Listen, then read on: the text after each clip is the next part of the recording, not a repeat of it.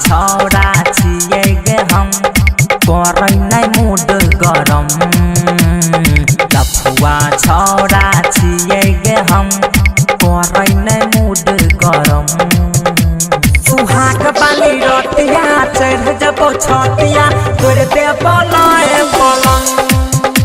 सुहाग वाली रोटिया चढ़ जबो छतिया तोड़ दे बनाए पलंग।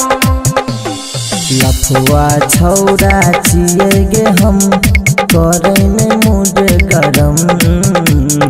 लफुआ छौड़ा छिए गे हम करे नै मूड गरम।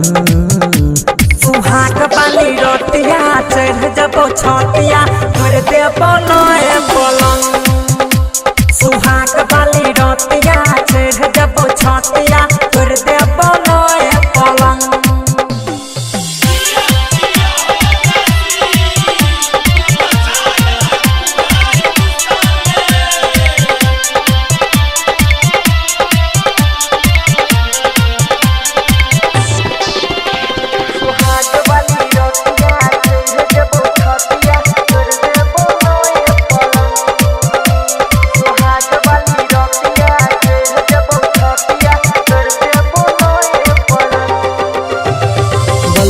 बुता पलंग पर सुतेबो पजा में धके तोरा पजिएबो।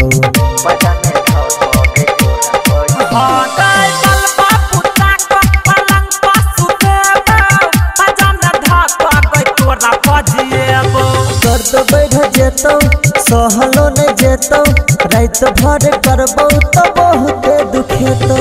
छोरा अब रटरा छिए गे हम करबौ ने कनियो शरम। छौड़ा अपन रटरा छिए गे हम करबौ ने कनियो शरम। सुहाग वाली रोटिया चढ़ जबो छतिया तोड़ दे बनाए पलंग। सुहाग वाली रोटिया चढ़ जबो छतिया तोड़ दे बनाए पलंग।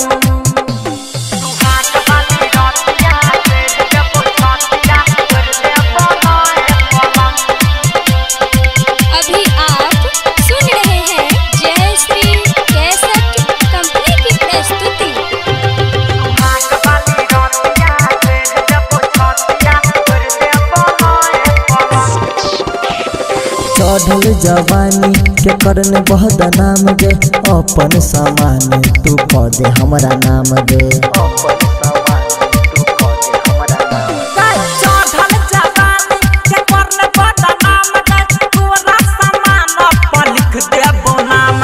पीपी गे पटेतौ सतेंद्र सटेतौ राइटर सुधीर गे खूब हचकेतौ।